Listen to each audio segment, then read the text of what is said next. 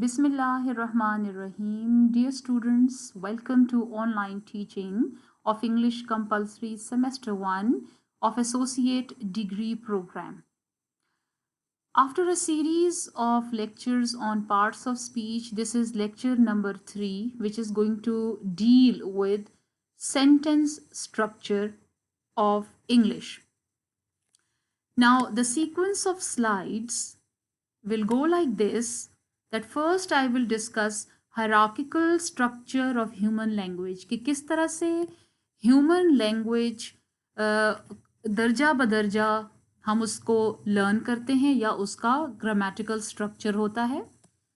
What is a clause? Clause क्या है? Types of a clause. दो types मैं आपको बताऊंगी, independent clause and dependent clause.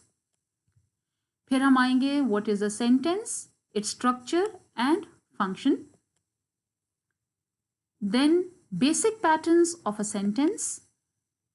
Then types of a sentence structure wise and types of a sentence function wise. And finally, we are going to do the exercises based on what we will do in the session. Right. अच्छा, ये जो आपके सामने एक diagram है, इसमें आप देख रहे होंगे कि किस तरह से the study of these things, how it starts, language starts from sounds.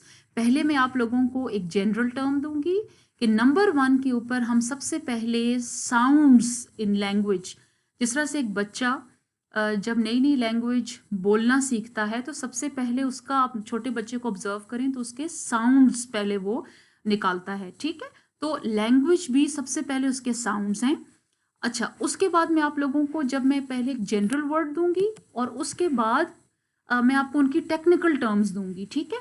तो ऐसे जो स्टडी ऑफ साउंड्स होती है या सिस्टम ऑफ साउंड्स होते हैं, उनको या हम फोनेटिक्स या फोनोलॉजी कहते हैं, ठीक है. ये आपको याद करने की ज़रूरत नहीं है, ये सिर्फ मैंने आप लोगों को एक सिस्टमैटिक वे में बताया कि स्ट्रक्चर किसी लैंग्वेज के अंदर जब हम उसका होता है तो starts with the sounds.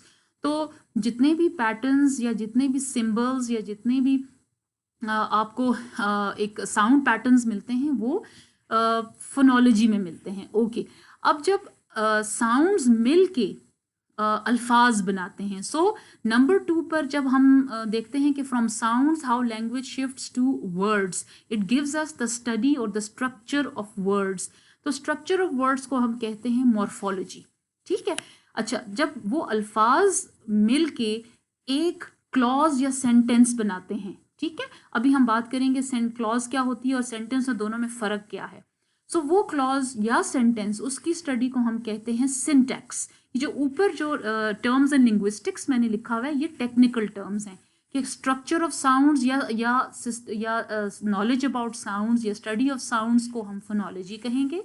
Structure of और फॉर्म्स ऑफ वर्ड्स, उनको हम क्या कहेंगे, मॉर्फोलॉजी. क्लॉजेस एंड सेंटेंसेस से रिलेटेड कोई भी स्ट्रक्चर होगा उसको हम कहेंगे सिंटैक्स. जब हम स्ट्रक्चर की बात करते हैं तो इसका मतलब होता है कि वो बनते कैसे हैं, ठीक है. Then we get to the meanings of various kinds, यानी कि उन सेंटेंसेस के आखिर या उन क्लॉजेस के मतलब भी तो होंगे. सिर्फ स्ट्रक्चर के ऊपर तो हम बात नहीं करेंगे, फिर हम मतलब पर भी तो आएंगे. तो जब हम मतलब की तरफ निकल जाएंगे, उनकी मीनिंग्स की तरफ जाएंगे, तो उनको लिंग्विस्टिक्स में सिमेंटिक्स कहते हैं. Semantics is the study of meaning in language. और फिर आप ये देखिए कि मीनिंग, उसको हम यूज़ कैसे करते हैं, उसको अपनी एवरीडे लाइफ में वो इस्तेमाल किन किन सिचुएशन में होता है. तो जो लैंग्वेज यूज़ होता है ग्रामर से हट के, जिसको हम फंक्शनल यूज़ ऑफ लैंग्वेज कहते हैं या सिचुएशनल यूज़ ऑफ लैंग्वेज कहते हैं या कॉन्टेक्चुअल यूज़ ऑफ लैंग्वेज कहते हैं, उसको हम कहेंगे प्रैग्मेटिक्स, ठीक है. तो ये तो मैंने आपको इंट्रोड्यूस करा दिया कि हायरार्किकल यानी कि categorised structure of human language. Okay, अच्छा, अभी हम देखते हैं कि क्लॉज क्या होता है. हालांकि मैंने सेंटेंस स्ट्रक्चर देखें, ये लेसन जो आज या हम जो पढ़ रहे हैं वो है बेसिकली सेंटेंस स्ट्रक्चर. लेकिन सेंटेंस स्ट्रक्चर से पहले हमें एक और चीज़ देखनी है जो कि सेंटेंस की तरफ लेकर आती है, ठीक है. ये अभी हम इसको देखेंगे. अच्छा, look at this example. Alice eats mangoes. अब एक चीज ग्रीन में है, एक चीज रेड में है, ये ग्रुप ऑफ वर्ड्स रेड में है। आपको पता है कि हर किसी भी अगर आप देखें तो जो पूरा जो थॉट कंप्लीट होती या पूरा एक जुमला बनता है उसमें हमेशा एक एक्शन करने वाला यानी जिसको हम कहते हैं सब्जेक्ट और डूअर ऑफ एन एक्शन, ये भी हम कहते हैं। वो नाउन भी हो सकता है, वो प्रोनाउन भी हो सकता है, ठीक है। इट एलिस ईट्स मैंगोज, अब ईट्स एक एक्शन है, मैंगोज जो है वो ऑब्जेक्ट है कि what is eaten by Alice. तो अब आप देखें कि सेंट्रल पोजीशन पर अब बेसिकली जो रेड पार्ट पूरा है इसको हम कहते हैं प्रेडिकेट। प्रेडिकेट के अंदर वर्ब जो है वो एक सेंट्रल फोर्स है, वर्ब के बगैर कोई भी प्रेडिकेट कंप्लीट नहीं होता, ये सिर्फ प्रेडिकेटर जो है वो वर्ब होता है, ठीक है। और वर्ब हमेशा एग्री करता है या उसका एग्रीमेंट अकॉर्डिंग टू सब्जेक्ट होता है। अब यहाँ पे एलिस ईटेड, सॉरी ईटेड तो होता ही नहीं है, ये यहाँ पर हम ये नहीं कहेंगे कि एलिस ईट मैंगोस।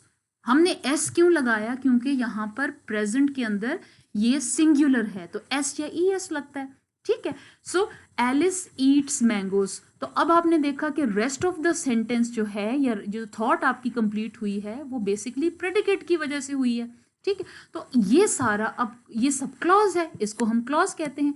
अब आप कहेंगे कि जी अगर ये क्लॉज है तो सेंटेंस क्या है, क्योंकि सेंटेंस भी तो यही करता है कि थॉट कंप्लीट करता है। अच्छा या उसके अंदर सब्जेक्ट एंड प्रेडिकेट होता है।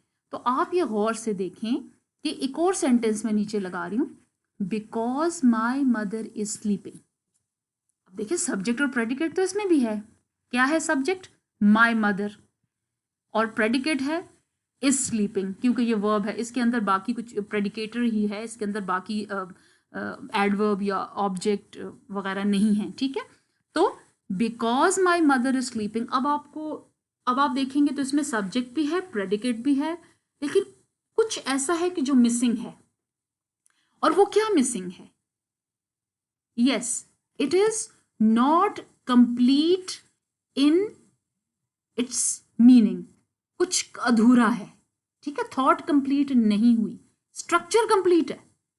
स्ट्रक्चर ये कंप्लीट है कि it has subject and verb, यानी प्रेडिकेट में सबसे जो एक मेजर चीज है वो वर्ब प्ले करता है ना, बाकी और चीजें भी होती हैं लेकिन वर्ब एक मेजर होता है। So clause is equal to, please remember this formula, clause is equal to subject plus predicate. और ये वर्ब तो हमने इसलिए लिख लिया कि वर्ब उसका मेन एक पुलर होता है, अदरवाइज प्रेडिकेट के अंदर वर्ब होता है और उसके बाद और भी एलिमेंट्स होते हैं, ठीक है। अब आप देखें कि हमारे पास क्या डेफिनेशन आएगी क्लॉज की, कि a clause is a group of words that contains a subject, ठीक हो गया, and a predicate and functioning.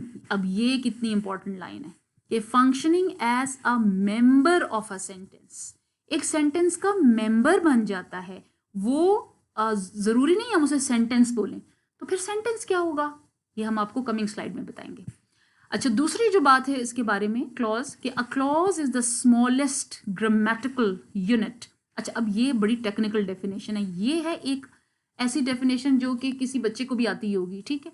ये थोड़ी और टेक्निकल है, थोड़ी सी और मिच्योर है, कि a clause is the smallest grammatical unit that contains minimally, यानी कि कम से कम, a subject and a predicate that can और कैन नॉट, ये देखें ये बात, कैन और can not express a complete thought और आइडिया। यहां पर क्लॉज और सेंटेंस के रास्ते जुदा हो जाते हैं, क्योंकि सेंटेंस के लिए सब चीजें बाकी वही हैं, ये शर्त बहुत कड़ी है जो कि जरूरी नहीं है कि क्लॉज में हो, ठीक है, सेंटेंस में तो है ही है, ओके। अच्छा, अब क्लॉजेस कितने किस्म की होती हैं वो मैंने ऑलरेडी बता दिया था कि इंडिपेंडेंट एंड डिपेंडेंट। अब अंडरस्टूड है, द वर्ड इंडिपेंडेंट का मतलब है कि आज़ाद, आई मीन उसको किसी की ज़रूरत नहीं है मीनिंग कंप्लीट करने के लिए। और डिपेंडेंट जो होती है वो बेसिकली वही होगी ना कि जो अपनी मीनिंग के लिए डिपेंडेंट होगी, it would look towards the independent clause. अब आप ये देखें सेंटेंस जो मैंने यहाँ लगाया, I know what you did last summer, ठीक है, ये कोई फेमस फिल्म के उसमें से एक लाइन है। तो I know what you did last summer. अब आप देखें इसमें टेक्निकली स्पीकिंग दो क्लॉजेज हैं। देखें जब हम क्लॉज की डेफिनेशन करते हैं ना, सब्जेक्ट प्रेडिकेट, तो वो क्लॉज बन जाती है। अब थॉट कंप्लीट कर रही है कि नहीं, ये शर्त नहीं है क्लॉज की। ठीक हो गया।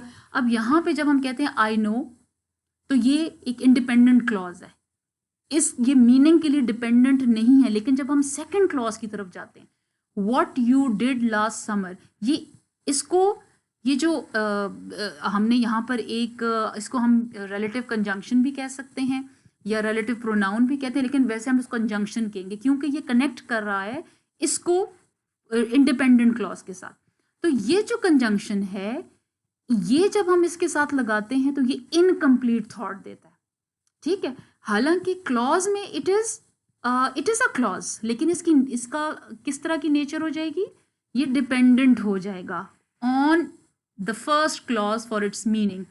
है तो दोनों में subject and verb, I subject है, वर्ब नो जो है वो वर्ब है, या उसको प्रेडिकेट के अंदर प्रेडिकेटर जो है वो वर्ब है। यहाँ पर यू सब्जेक्ट है और डिड जो है वो यहाँ पर वर्ब हो गया या प्रेडिकेट के अंदर प्रेडिकेटर हो गया, और लास्ट समर जो है यहाँ पर आ जाएगा हमारे पास एक नाउन की शक्ल में या ऑब्जेक्ट की शक्ल में हमारे पास आ गया। लेकिन अब आप देखेंगे तो इसकी डिपेंडेंसी जो है that is going to make it something dependent upon the first clause. अब हमने क्या करना है कि देखेंगे कि dependent clauses what they do, they contain a subject and a verb. देखें अब क्लॉज के अंदर सब्जेक्ट एंड वर्ब तो पक्का है, ठीक है, बट ये जो this is like something very important, do not express a complete thought. ठीक है ना। तो अब डिपेंडेंट क्लॉज का मतलब है इनकम्प्लीट थॉट, यानी दिस इज इनकम्प्लीट थॉट। तो पूरा ये एक सेंटेंस है, ये तो पूरा एक सेंटेंस है। सेंटेंस आपका स्टार्ट होता है कैपिटल लेटर से लेकर एंड तक, लेकिन उसके अंदर पता नहीं कितनी क्लॉजेस होंगी। Sometimes there is only one clause, कभी होती हैं उसमें 2 क्लॉजेस, कभी होती हैं उसमें 3 क्लॉजेस, कभी उसमें होती हैं 4 क्लॉजेस। सेंटेंस और लंबा हो जाता है, पूरा पैराग्राफ आप बना लेते हैं। क्लॉज एक पूरे सेंटेंस के अंदर पूरा पैराग्राफ भी बन सकता है बहुत सी क्लॉजेस डाल के। तो क्लॉज यानी मैथमेटिक्स की टर्म में आप कह सकते हैं एक जैसे छोटे छोटे सबसेट्स बनाते रहते हैं, पूरा सेट के अंदर छोटे छोटे सबसेट्स। ठीक है, तो पूरा सेट तो वो सेंटेंस हो गया। तो a dependent clause is not a complete sentence, इसको आपने याद रखना है। ओके, अब देखें इंडिपेंडेंट क्लॉज, अब ये रेड कलर्स में सारी इंडिपेंडेंट होंगी और डिपेंडेंट ग्रीन में है। एग्जाम्पल चेक करें, माई father is reading a book because my mother is sleeping. देखिए अब आपका कंप्लीट होगी बात। जब आप कहते हैं ना because my mother is sleeping, तो ये इट्स अ क्लॉज, बिल्कुल ये क्लॉज है, लेकिन ये डिपेंडेंट है अपने मीनिंग के लिए ऑन द इंडिपेंडेंट या मेन क्लॉज। तो माई father is reading a book, देखिए अब ये बिल्कुल कंप्लीट थॉट दे रही है। तो जब दोनों को मिलाएंगे तो ये एक पूरा सेंटेंस बनेगा जिसके अंदर वन इंडिपेंडेंट क्लॉज और दूसरी डिपेंडेंट क्लॉज। अच्छा एक और सेंटेंस देखें। अब यहां पर पता क्या किया है कि इन्होंने इसको, अब जरूरी नहीं होता कि इंडिपेंडेंट या डिपेंडेंट की जगह हम फिक्स कर दें, कभी ये बाद में होते हैं, कभी ये पहले आ जाते हैं। जैसे इसी सेंटेंस को आप उठा के इसका क्लॉज जो डिपेंडेंट है उसको शुरू में ले आए, because my mother is sleeping my father is reading a book. अब दोनों में सिर्फ फर्क हो जाएगा फोकस का। इधर फोकस जो है वो फादर पे आएगा कि वो मदर के मतलब मदर की सोने की वजह से बुक पढ़ रहे हैं कि because he gets a time, और यहाँ पर my father is reading a book क्योंकि मदर सो रही है, तो वो हो सकता है बोर हो रहे हैं या वो टाइम किल करने के लिए पढ़ रहे हैं। तो इससे फर्क कोई नहीं पड़ता, स्ट्रक्चरली इसके ऊपर कोई फर्क नहीं पड़ता। ठीक है, तो this is how we come to know. Now let us quickly revise it कि क्लॉज क्या होती है, कि it actually has a subject and a predicate. It may not have a complete thought, हो भी सकती है नहीं भी हो सकती। अगर होगी तो वो होगी इंडिपेंडेंट क्लॉज, अगर नहीं होगी तो वो हो जाएगी डिपेंडेंट क्लॉज। और डिपेंडेंट उसको बनाने के लिए we always use some subordinating conjunction. ठीक है, सबऑर्डिनेटिंग कंजंक्शन जो है वो उसको बनाता है डिपेंडेंट क्लॉज। अच्छा अब हम सेंटेंस की तरफ आएंगे। ठीक है, अब हमारे पास डेफिनेशन आ गई कि a set of words that is complete in itself, red colours को देखिए, कंप्लीट इन थॉट, ठीक है, इसमें कोई अधूरी बात नहीं होती, उसको हम कहते हैं typically containing a subject and a predicate, जाहिर है इसमें सब्जेक्ट एंड प्रेडिकेट का होना लाजमी है। अच्छा, ये मुख्तलिफ किस्म के ये स्टेटमेंट भी हो सकती है, मतलब इसका फंक्शन वाइज अगर हम इसको देखें तो ये एक स्टेटमेंट भी हो सकती है, यानी जो फुल स्टॉप के साथ आती हैं। फिर एक जुमला जो है वो क्वेश्चन में भी हो सकता है, फिर वो कोई इंटरजेक्शन या एक्सक्लेमेशन की फॉर्म में भी हो सकता है, किसी ऑर्डर कमांड रिक्वेस्ट में हो सकता है। एंड एक सेंटेंस उसके अंदर क्या क्या हो सकता है, it consists of a main clause and sometimes one और मोर सबऑर्डिनेट क्लॉजेस। तो फंक्शन ये करता है, स्ट्रक्चर का मतलब है कि वो बनता ऐसे है, ठीक है। तो ये पूरी डेफिनेशन होगी हमारे पास सेंटेंस की। तो इनको रेड कलर्स को don't ignore them, these are important from the point of view of what a sentence is. यहां पर देखिए, फिर से रिपीट करेंगे कि क्लॉज हैज अ वर्ब। अब आप ये देखें कि मेन क्लॉज उसको हम सेंटेंस कह सकते हैं कि वो अपनी थॉट में पूरा होता है, लेकिन जो भी सबऑर्डिनेट या डिपेंडेंट क्लॉज होगी उसको हम कभी सेंटेंस नहीं कहेंगे, क्योंकि वो अपने मीनिंग के लिए मेन क्लॉज पे डिपेंडेंट होगी, ठीक है। अब जब एग्जांपल्स दूंगी तो और भी अच्छा समझ आएगा। अच्छा, ये फिर वही चीज हो गई, मैं अब पहले मैंने क्लॉज के पॉइंट ऑफ व्यू से बताया, लेकिन अब ये सेंटेंस के पॉइंट ऑफ व्यू से देखिए कि सेंटेंस इसके भी सब्जेक्ट एंड प्रेडिकेट होता है। मैंने आपसे कहा ना कि इसका क्लॉज जैसा ही है, फर्क सिर्फ वहां पर आता है जहां इट वाज रिटन कि ये कंप्लीट थॉट जरूरी नहीं है कि इस क्लॉज दे, पर सेंटेंस हमेशा कंप्लीट थॉट देगा, ठीक है जी। अच्छा, अब यहां पर देखें, इस फर्स्ट कॉलम में जो लेफ्ट साइड पे आपके बना हुआ है द बिग ग्रीन फ्रॉग, अब ये हो गई जी सब्जेक्ट, ठीक है। अब उसके साथ हमें एक प्रेडिकेट लगाना है, इसको कंप्लीट करना है, जम्प्ड अक्रॉस द लॉग। अब जम्प्ड इसके अंदर वर्ब है जो सेंट्रल रोल प्ले करता है, ये पूरा जो है ना इट इज अ प्रेडिकेट। इस प्रेडिकेट के अंदर वर्ब को प्रेडिकेटर कहते हैं, ये हो गया जी उसका सेंट्रल फोर्स जो उसको पुल कर रही है, ठीक है। और अक्रॉस द लॉग जो है वो रेस्ट ऑफ द प्रेडिकेट हो गया, जिसके अंदर ऑफ कोर्स ये प्रपोजिशन है और ये जो है ये ऑब्जेक्ट है, ठीक है। नाउन है लेकिन वर्क ऑब्जेक्ट के तौर पे कर रहा है। तो पूरा सेंटेंस देखिए, इसमें एक क्लॉज है, ये सिंगल क्लॉज है लेकिन इंडिपेंडेंट क्लॉज है, इसका मीनिंग पूरा आपको थॉट पूरी हो जाती है। The big green frog jumped across the log. दूसरा देखें, my sweet grand mother wore a blue dress, wore a blue dress।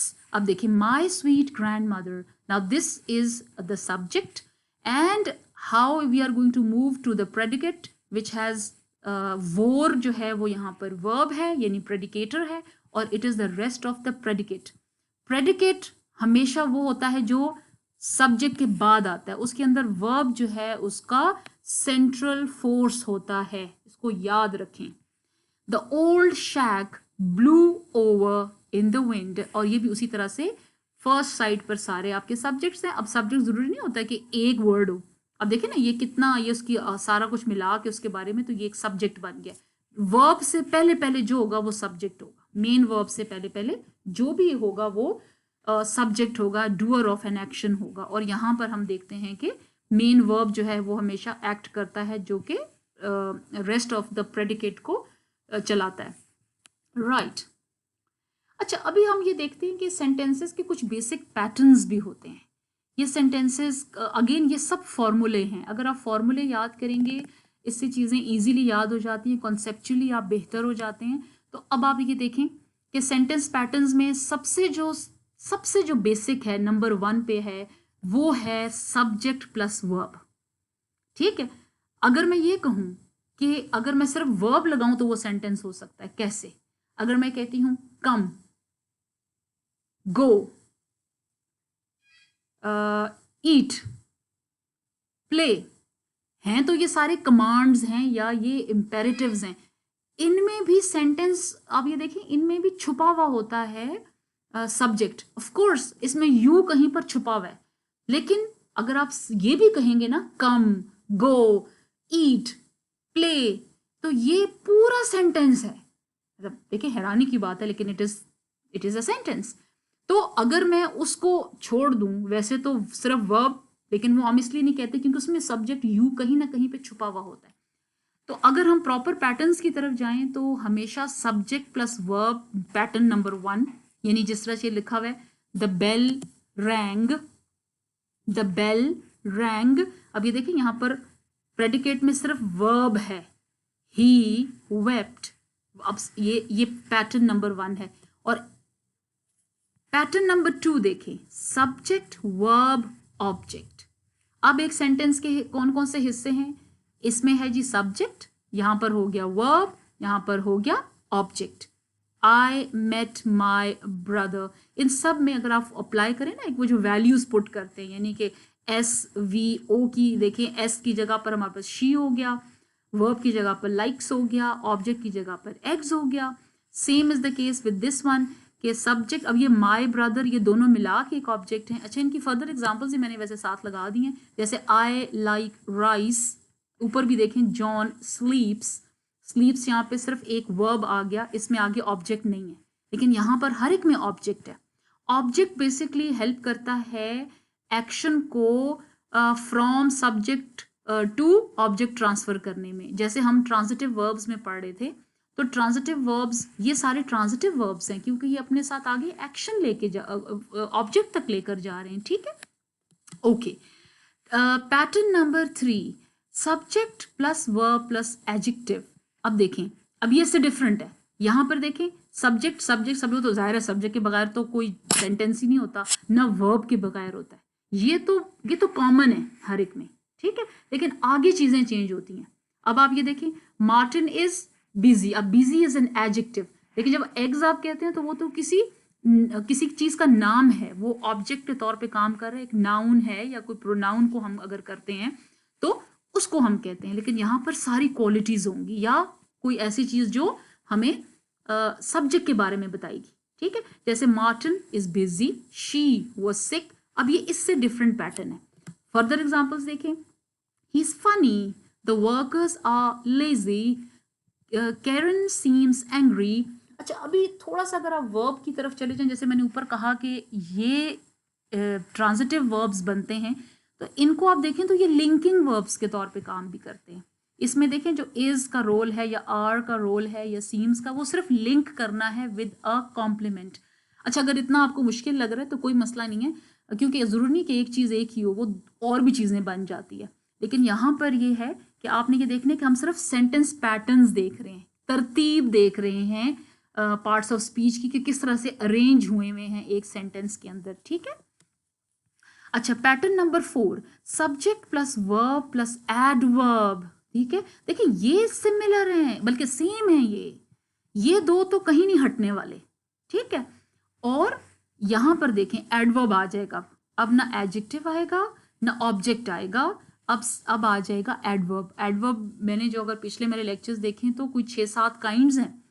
तो यहां पर क्या है, द ट्रक केम, अब ये प्लेस वाला एडवर्ब लगाया हमने ना, यानी कि हेयर, ही रैन फास्ट, अब ये हमने मैनर वाला लगाया वो एडवर्ब। ठीक है, यहां पर भी आप देखें जिम इज अगेन प्लेस वाला और ये दोनों प्लेस वाले आ गए। तो अब ये देखें कि इट इज पैटर्न नंबर 4 और finally we have pattern number 5। एक पैटर्न ये भी होता है कि सब्जेक्ट और वर्ब के बाद एक नाउन आ जाता है, जैसे they are teachers, Marilyn was the class president. अभी हमें ये जो नाउन है ये वापस मुड़ के चला जाता है सब्जेक्ट की तरफ, उसको फर्दर कंप्लीट करता है। वैसे तो हम इनका रोल कॉम्प्लीमेंट्स का होता है, लेकिन हम रोल की बात नहीं कर रहे, हम फंक्शन की बात नहीं कर रहे, हम बात कर रहे हैं arrangement of parts of speech in a sentence. ठीक है, सो दे आर टीचर्स। अब इसको देखें और ये नंबर 2 को देखें, ये डिफरेंट है।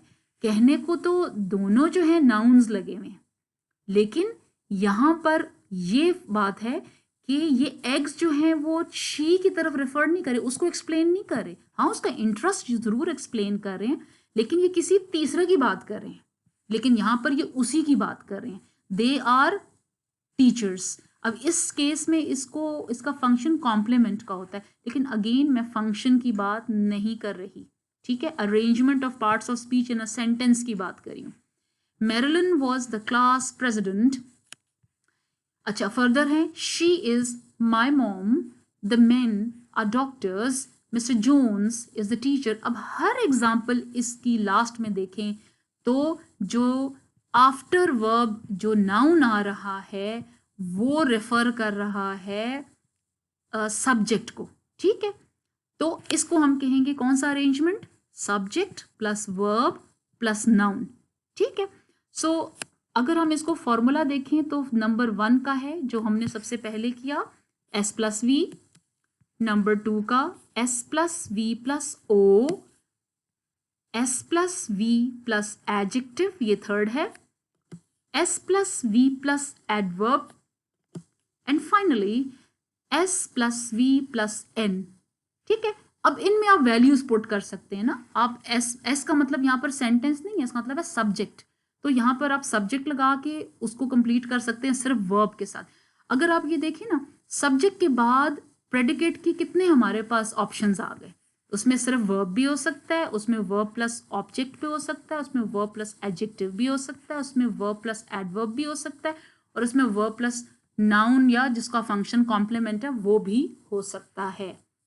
इनको गौर से देखिए and you can solve many examples. ये बड़ा इंटरेस्टिंग होता है कि अगर आप पहले फॉर्मूला लिख दें और उसके अंदर उसकी वैल्यूज पुट करते जाएं तो it becomes a very mathematical kind of an exercise फॉर्मूले के साथ। अच्छा, अब ये क्या है जी, जब मैंने आपसे कहा कि टाइप्स या काइंड्स ऑफ अ सेंटेंस में सबसे पहले हम स्ट्रक्चर वाइज बात करेंगे, क्योंकि हमारा मेन फोकस स्ट्रक्चर पर है, because the topic of the today session is type sentence structure, कि सेंटेंस बनता कैसे है। पहले हमने कहा कि ये बनता है जी सब्जेक्ट एंड प्रेडिकेट के साथ, लेकिन वो तो क्लॉज भी बनता है ना, तो उसमें हमने फिर ये बात देखी कि क्लॉज ज़रूरी नहीं है कि उसमें थॉट कंप्लीट हो, अगर कंप्लीट थॉट हो गई तो वो इंडिपेंडेंट क्लॉज बन जाएगी, ठीक है।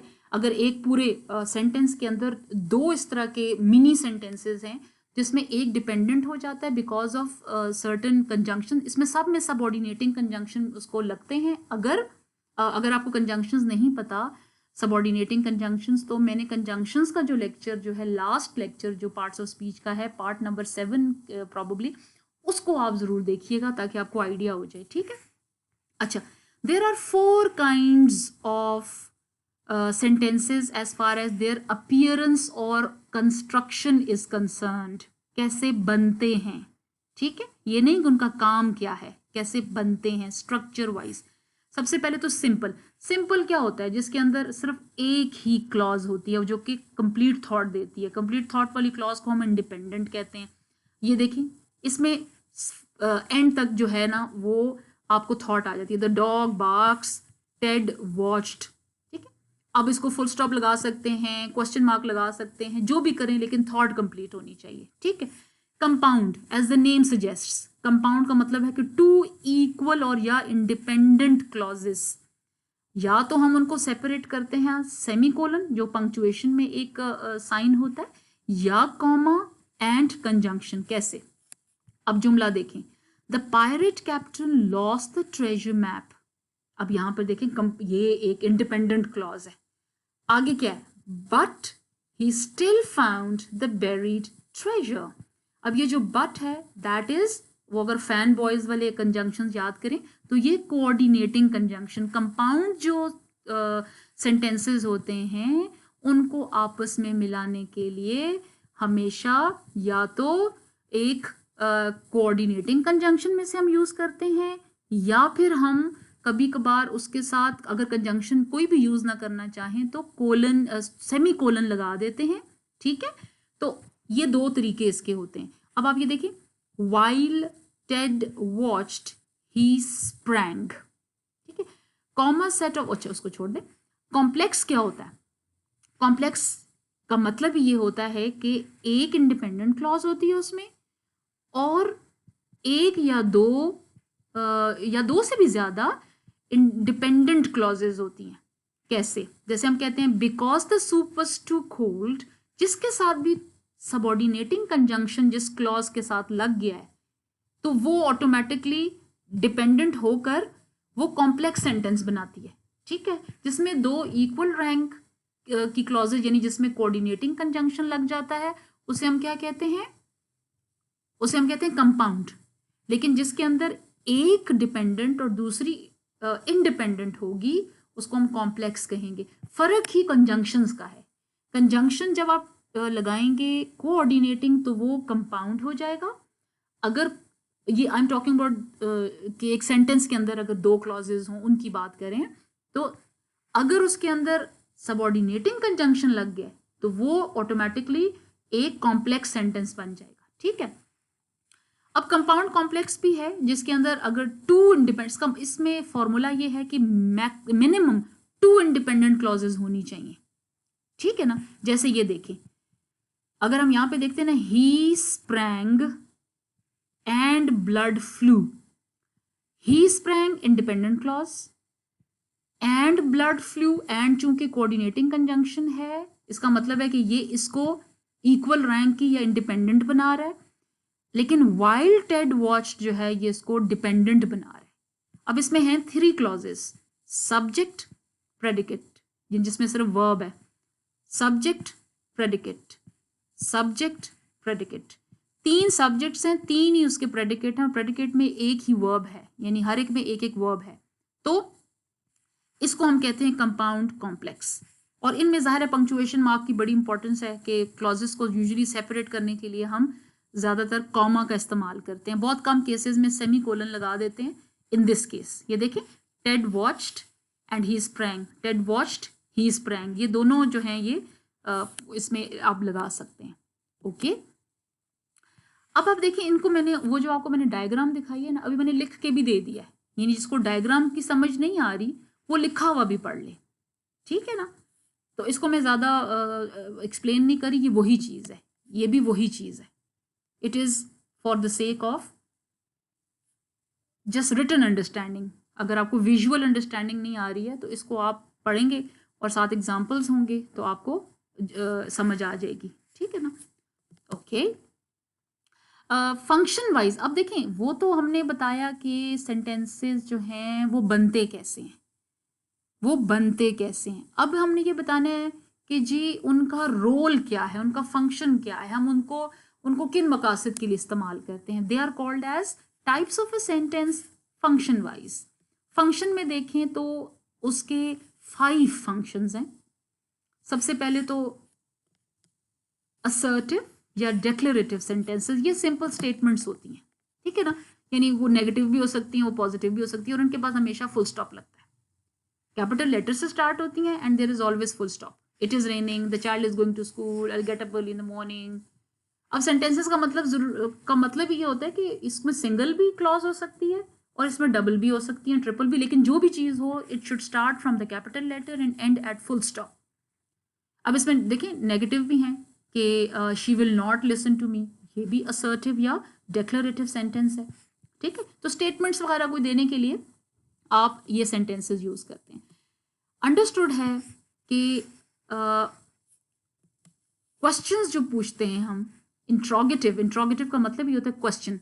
तो जो क्वेश्चन वाले सेंटेंस आपको पता है कि वो क्वेश्चन एक्सप्रेशन से शुरू होते हैं, व्हाट, हाउ, व्हाई, फिर इज दिस योर बुक, इस टाइप के, उनके आखिर में हमेशा क्वेश्चन मार्क आता है, ठीक हो गया।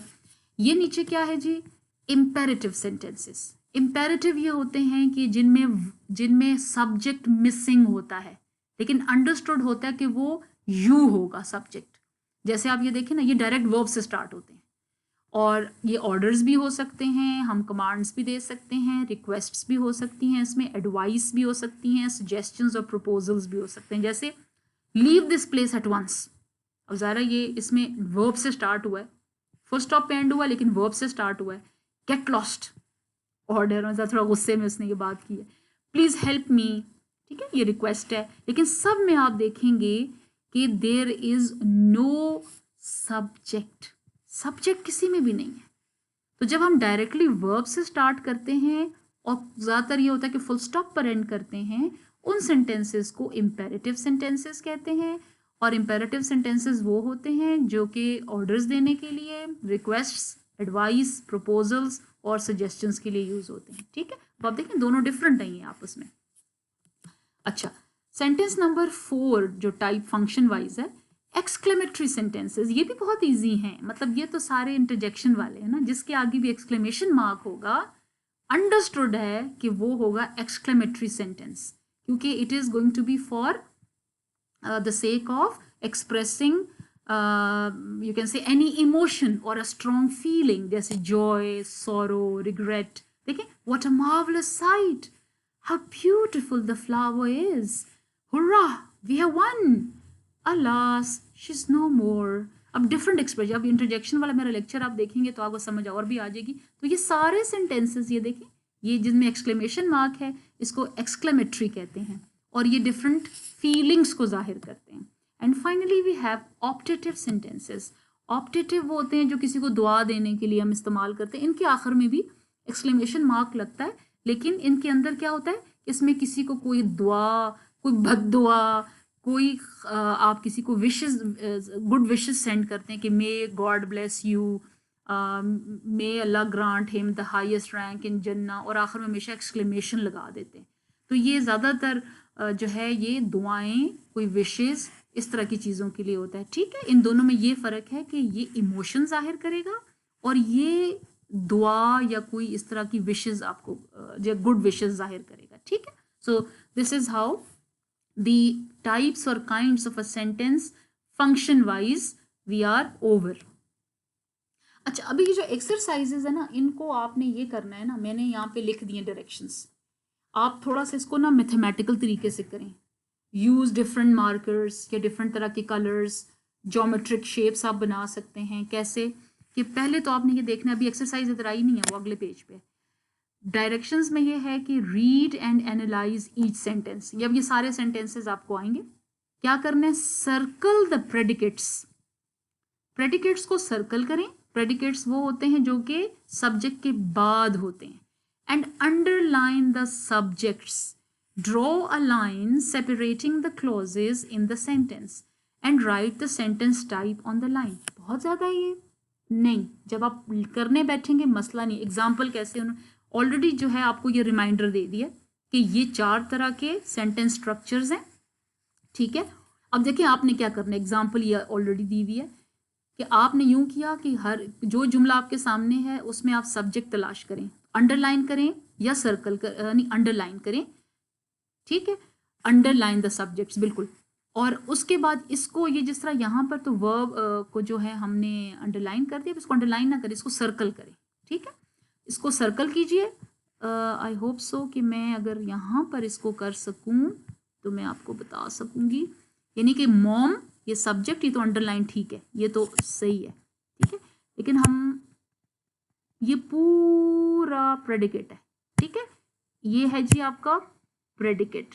अब थॉट कंप्लीट हो गई है, mom did the dishes, thought complete. Single clause है, सिंपल सेंटेंस है, क्योंकि सिंगल क्लॉज जो इंडिपेंडेंट होती है वो सिंपल सेंटेंस बनाती है। और उसके अंदर ये जो वर्ब होता है ना, इसको हम कहते हैं प्रेडिकेटर। मैं इधर वी लिख लेती हूँ, चलो वर्ब। तो ये पूरा मिला के प्रेडिकेट बनता है, पूरा। ठीक है, अच्छा, अब ये देखें, ये तो सिंपल सेंटेंस हो गया जिसके अंदर सिंपल 1 सब्जेक्ट है, 1 प्रेडिकेट है।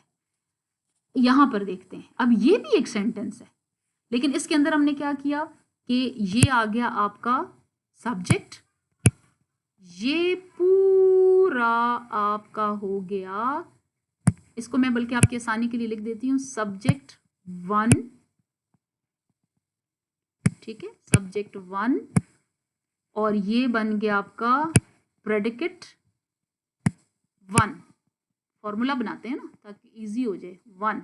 ठीक है, इसके अंदर वैसे मैं आपकी आसानी के लिए ये जो सिलेंड्रिकल सा लगा रही हूँ ना, इसको हम कहेंगे वर्ब।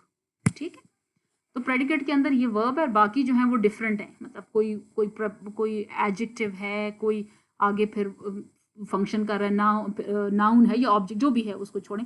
अब ये देखें, ये दूसरा एकदम से साथ क्लॉज शुरू हुआ है, लेकिन उसको क्या चीज़ आपको दे रही है, ये आ गया जी subordinating conjunction, sorry not coordinating है, फैन बॉयज वाला ये कंजंक्शन। तो कंजंक्शन उसी के साथ हम कोई मिक्स ना कर जाए क्लॉज के, तो मैं इसको ये लिख लेती हूँ कंजंक्शन। और ये कंजंक्शन कौन सा है? कोऑर्डिनेटिंग, ठीक है ना, कोऑर्डिनेटिंग कंजंक्शन। और दोबारा से देखें, ये आपका आ गया सब्जेक्ट, अब ये हो गया सब्जेक्ट टू, और ये आपका आ जाता है पूरा ये प्रेडिकेट टू, ठीक है, और उसके अंदर फिर अगेन ये वर्ब आ जाता है जो उस तरह से वहां पर आया है। अच्छा, अब आपने देखा कि ये सेंटेंस जो है ये क्या है, ये सिंपल तो नहीं बना, क्योंकि इसके अंदर दो क्लॉजेज हैं और दोनों ही इक्वल रैंक के हैं। इक्वल रैंक हमें इस तरह पता चलता है, ये इंडिपेंडेंट, कि उसके साथ कोऑर्डिनेटिंग कंजंक्शन लगा होता है। तो ये जो बट है, दिस इज कोऑर्डिनेटिंग कंजंक्शन, तो इसका मतलब है ये कंपाउंड सेंटेंस हो गया, ठीक है। अब कोऑर्डिनेटिंग कंजंक्शंस अपने जहन में रखें, वो ये हैं फैन बॉयज वाले, और सबऑर्डिनेटिंग फिर खैर वो तो बहुत सारे हैं, लेकिन अगर इनमें से कुछ लगा हुआ होगा तो उस सेंटेंस को हम कॉम्प्लेक्स सेंटेंस कहेंगे, ठीक है, अगर दो सेंटेंसेस हैं उसके अंदर। अच्छा, अब नेक्स्ट, अभी आप ये देखें कि एक्सरसाइजेज में क्या करना है आपने, subject and predicate and clauses. सबसे पहले बताएंगे सेंटेंस, उसी तरीके से एक मैं करके आपको बता देती हूँ ताकि आप लोगों ने अपनी आसानी के लिए इसको, चलो इसको कोई और कलर यूज कर लेते हैं। सबसे पहले तो हमने क्या किया, when I get home from school, सबसे पहले तो आप बड़ा बड़ा करके, इतना आसान है, इसको कर दें क्लॉज 1, ठीक हो गया, क्लॉज 1। और ये आपके पास क्लॉज 2, मैं क्यों कह रही हूँ, क्योंकि मेरे पास ये फॉर्मूला है, पता है मुझे कि दोनों में सब्जेक्ट और वर्ब, सॉरी प्रेडिकेट जो हैं वो अपने अपने, ठीक है, क्लॉज 2। जैसे ही हम ये देख रहे हैं कि ये दो क्लॉजेज हैं इसमें, तो हमारे जहन में क्या आना चाहिए कि क्या ये कंपाउंड है या कॉम्प्लेक्स है। अगर तो ये कंपाउंड हुई तो फिर तो इसमें फैन बॉयज वाले आएंगे, लेकिन फैन बॉयज वाले तो कंजंक्शन नहीं है।